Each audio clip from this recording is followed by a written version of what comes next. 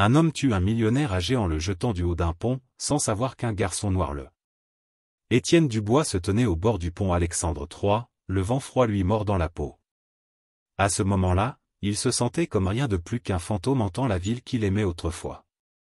La Seine coulait sous lui, sombre et turbulente, reflétant la tempête dans son cœur.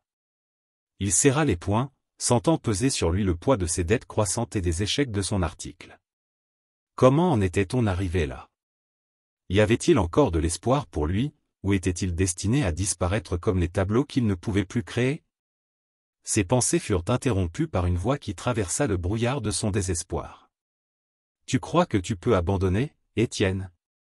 Henri Moreau se tenait à quelques pas derrière, sa présence à la fois familière et suffocante.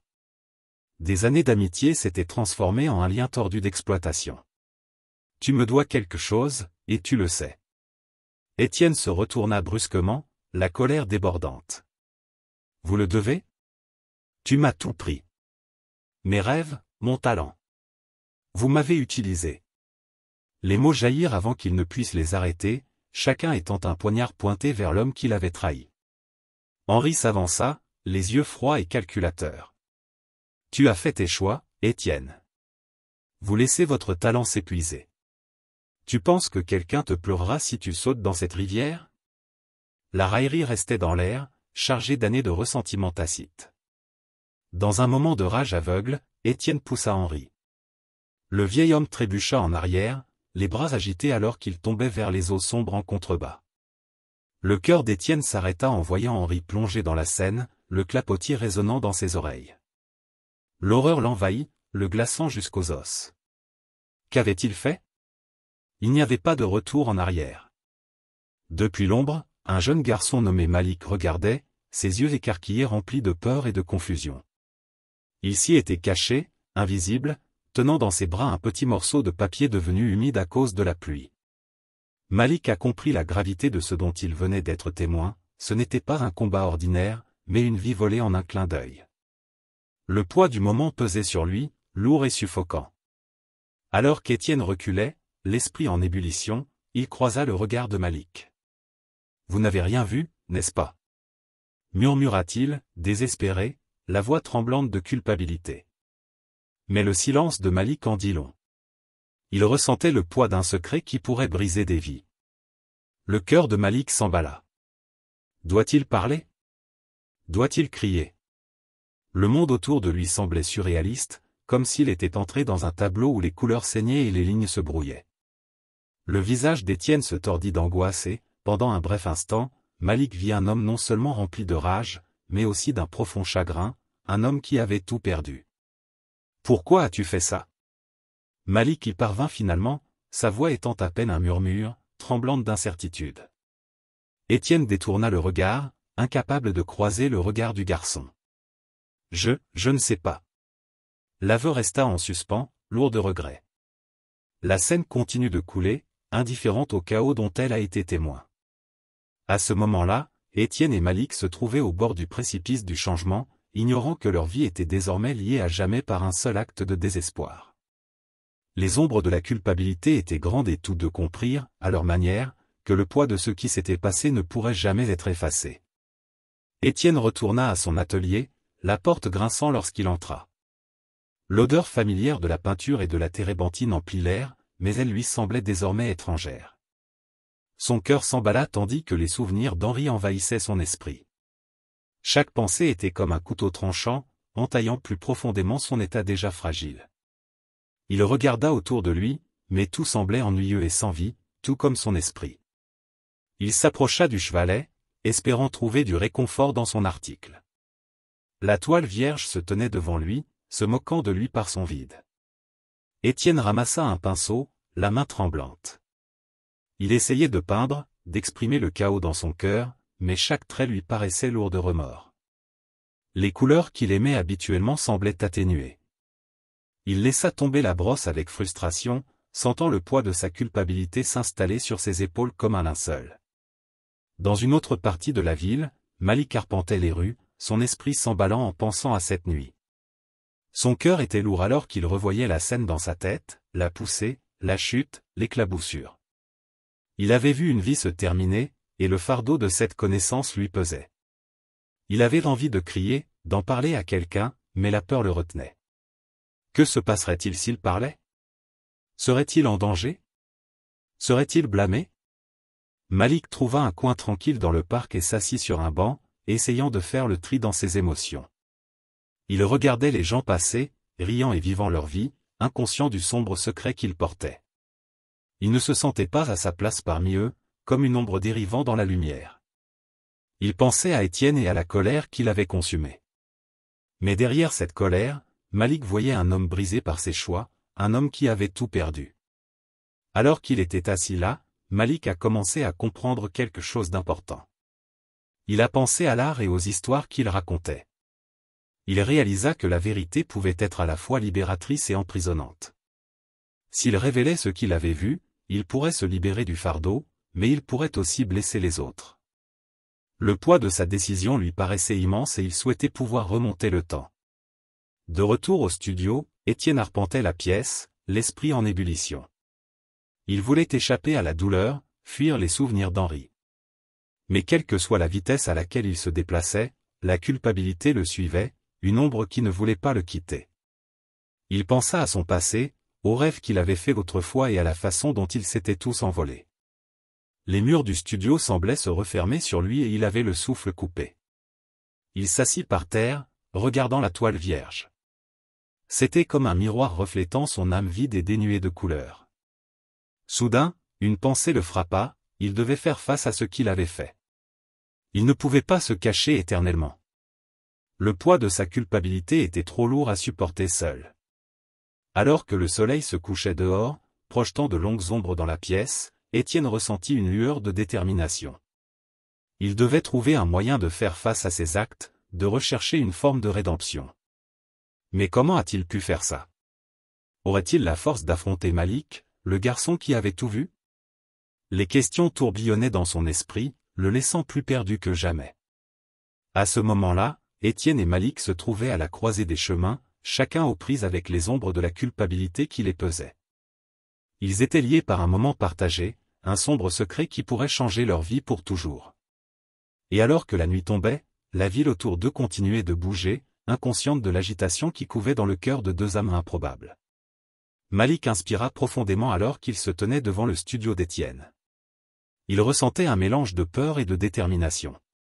Le secret qu'il détenait lui pesait lourdement et il savait qu'il devait affronter Étienne. Il ne s'agissait pas seulement de révéler ce qu'il avait vu, il s'agissait de rechercher une sorte de justice pour Henri. Le cœur de Malik s'emballa lorsqu'il frappa à la porte, le son résonnant dans la rue calme. Lorsqu'Étienne ouvrit la porte, ses yeux s'écarquillèrent de surprise. Il avait l'air fatigué et épuisé, comme si le poids de sa culpabilité l'avait vieilli. Malik hésita, voyant la douleur sur le visage du vieil homme. C'était la personne qui avait pris la vie, mais c'était aussi un homme qui semblait perdu et brisé. La tension entre eux emplissait l'air, lourde et suffocante. « Malik, dit Étienne, sa voix étant à peine un murmure. Que faites-vous ici? J'ai besoin de te parler, balbutia Malik, la voix tremblante. Il se sentait petit et vulnérable sous le regard d'Étienne. Il s'agit de cette nuit-là.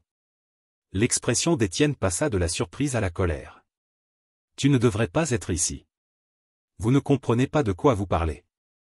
Malik ressentit un élan de courage. Il fit un pas en avant, le cœur battant. J'ai vu ce qui s'est passé, Étienne. Je t'ai vu le pousser. Comment peux-tu vivre avec toi-même après ça? Sa voix tremblait, mais il tenait bon. La pièce devint silencieuse. Le visage d'Étienne était déformé par un mélange d'émotions, colère, peur et culpabilité. Il détourna le regard, incapable de croiser le regard de Malik.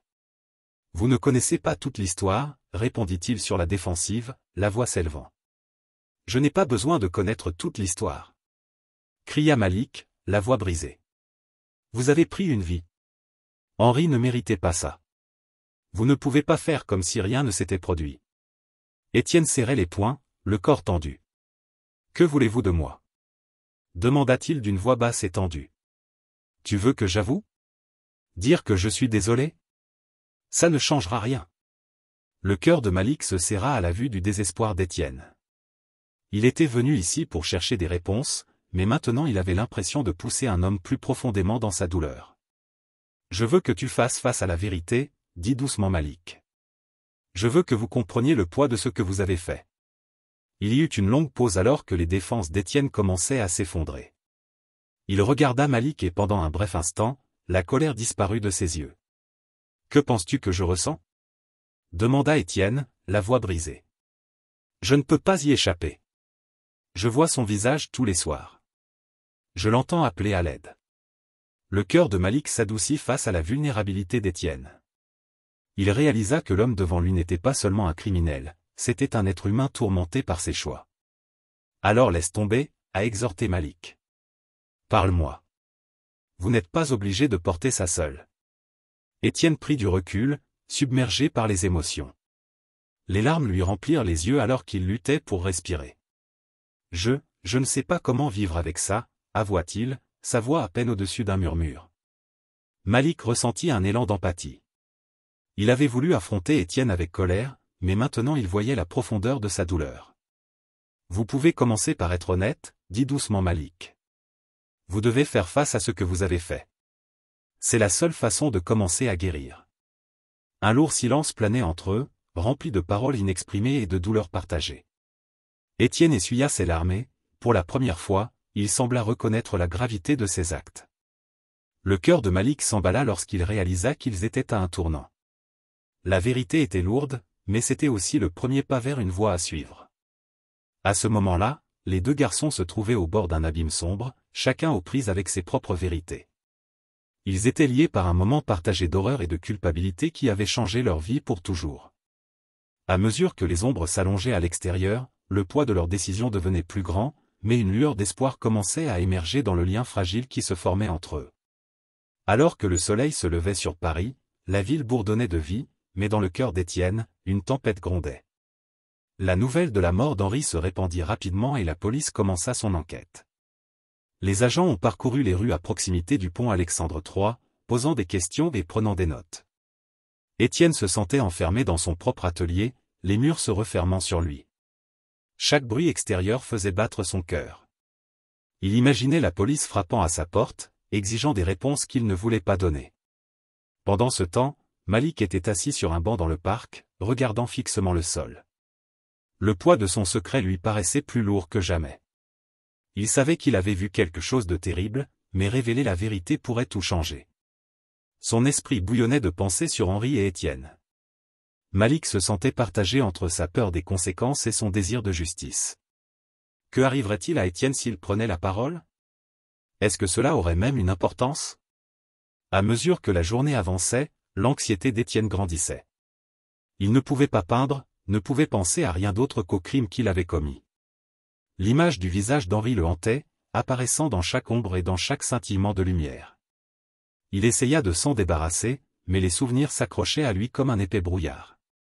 La culpabilité lui tordait l'estomac et il ne pouvait pas échapper à l'obscurité qui l'entourait. Malik a suivi l'enquête à distance. Il a vu des policiers interroger des gens, recueillir des informations et prendre des notes. À chaque passage, il sentait un nœud se serrer dans sa poitrine. Doit-il se manifester?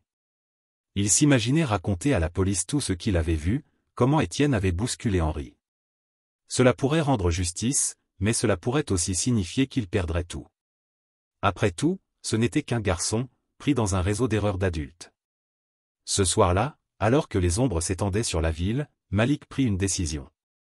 Il ne pouvait plus garder la vérité sous silence. La pensée de la douleur d'Henri, de la vie enlevée trop tôt, le poussait en avant. Malik savait que la vérité devait être dite, quel qu'en soit le prix. Il sentit une lueur de force monter en lui, une détermination à faire face aux conséquences de son choix. De retour dans son atelier, Étienne était assis seul, dans un silence assourdissant. Le poids de ses actes pesait sur lui comme une lourde encre. Il prit un pinceau, mais la toile resta vierge. Aucune couleur ne pouvait exprimer l'agitation qui l'habitait. Il se sentait comme un fantôme dans sa propre vie, perdu et rongé par le regret. Les souvenirs de cette nuit résonnaient dans son esprit, rappelant implacablement son échec. Alors que la nuit s'avançait, Malik se dirigea vers le commissariat. Chaque pas lui paraissait 1 kilomètre, mais il continuait. Il devait faire ça. Il lui fallait trouver un moyen d'honorer la mémoire d'Henri.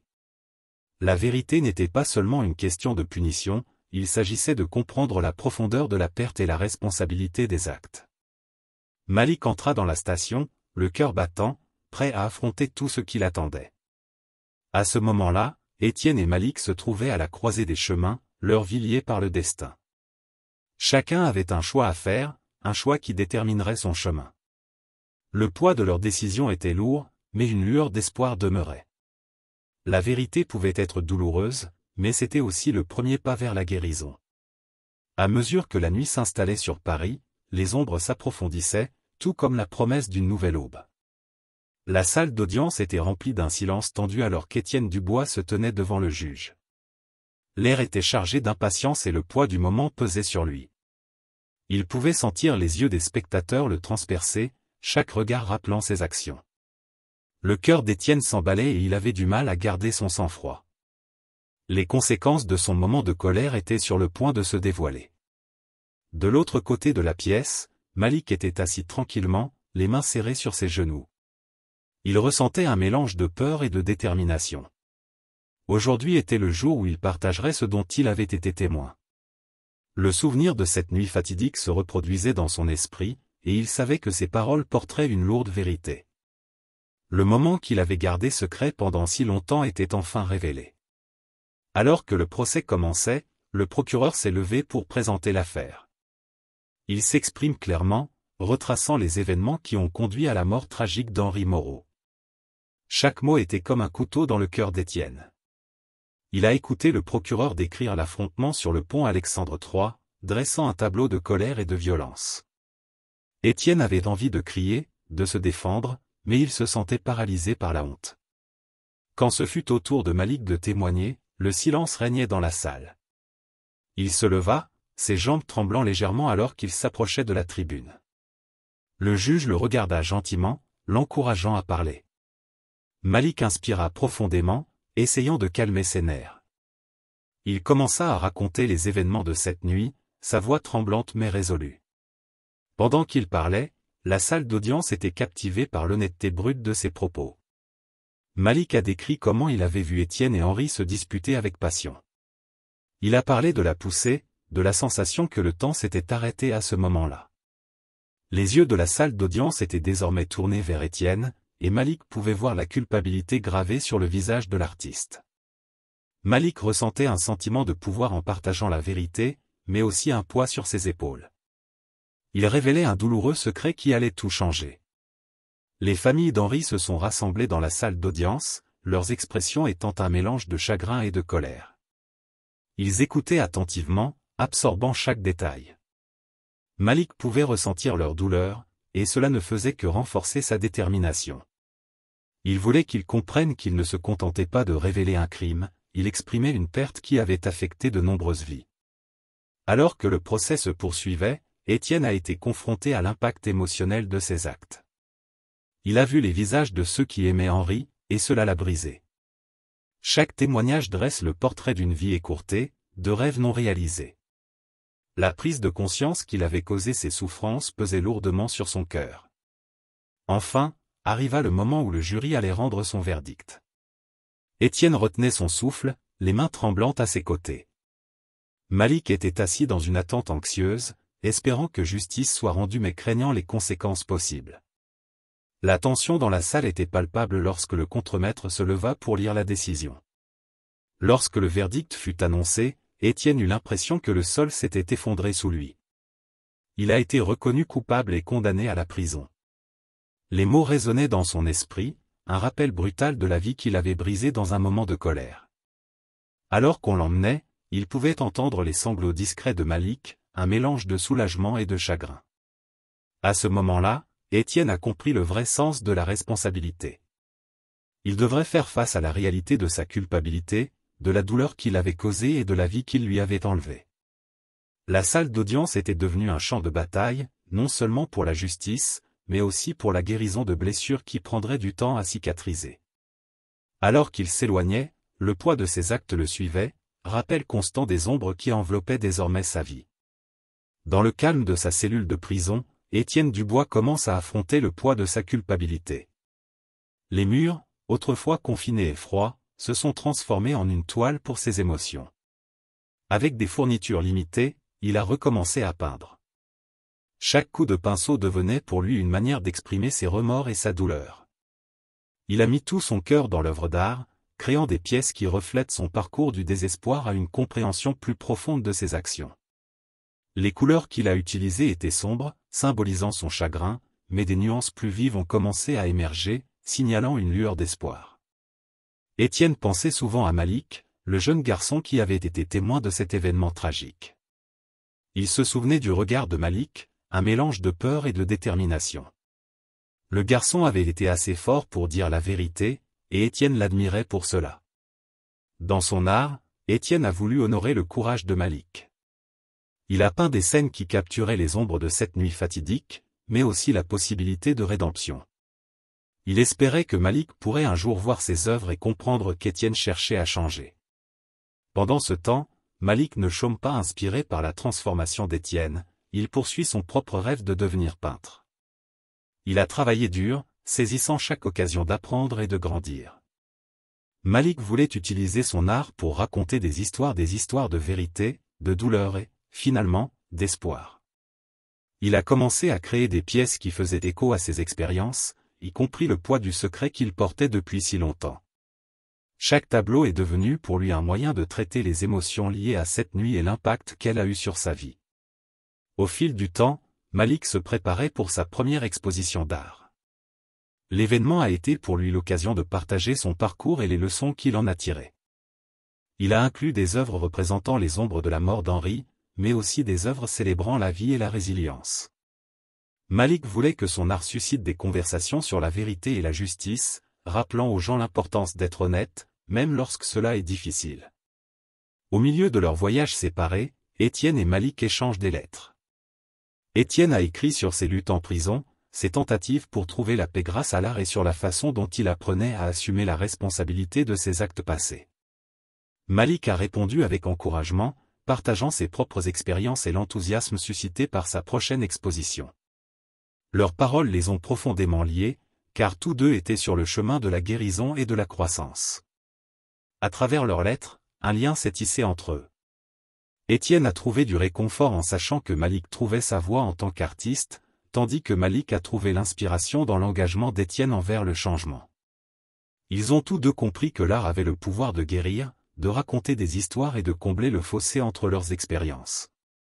À l'approche de l'exposition de Malik, il ressentait un mélange d'excitation et de nervosité.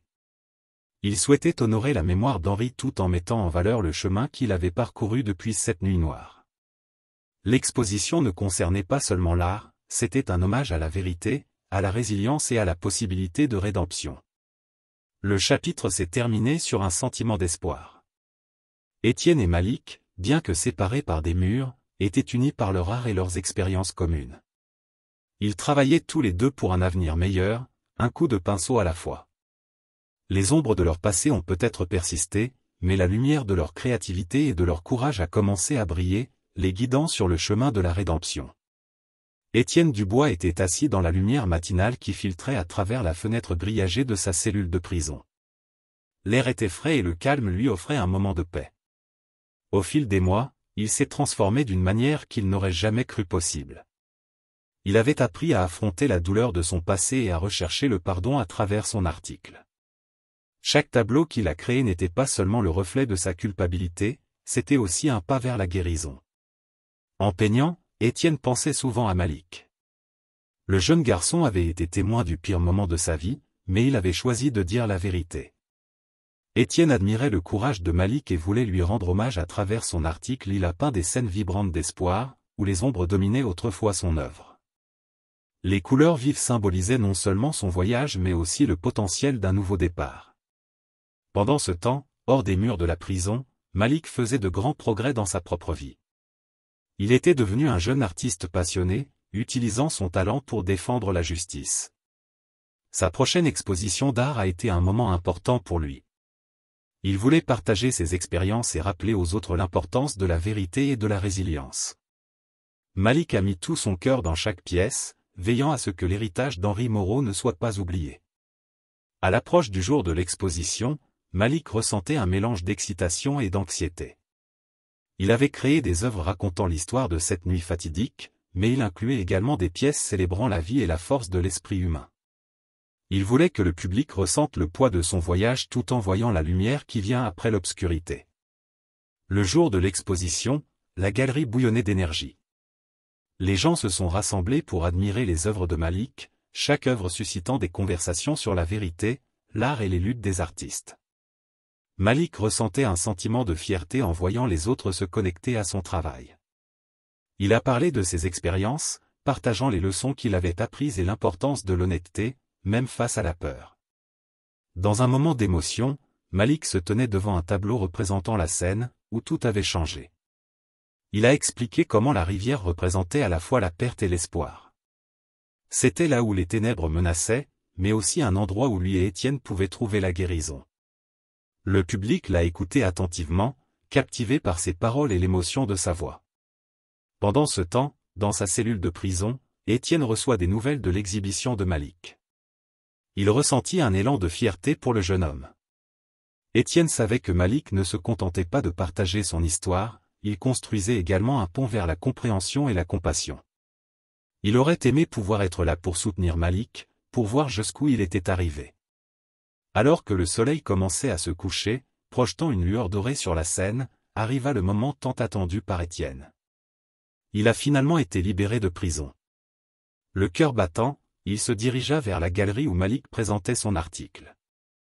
Étienne ressentait un mélange de nervosité et d'excitation. Il avait tellement changé, et il espérait que Malik le verrait. Lorsqu'ils se sont finalement rencontrés devant la galerie, les émotions étaient bouleversantes. Tous deux avaient grandi à leur manière, façonnés par le passé mais tournés vers l'avenir. Ils se retrouvèrent ensemble au bord de la Seine, là où tout avait commencé. La rivière coulait doucement, symbolisant la guérison qu'ils recherchaient tous deux. À ce moment-là, ils ont compris que leur voyage était lié et qu'ils étaient prêts à embrasser ensemble une nouvelle aube. Partagez cette histoire si vous croyez que l'art peut guérir et transformer des vies. Laissez un commentaire sur l'impact de la créativité sur votre parcours et abonnez-vous pour des histoires plus inspirantes comme celle-ci.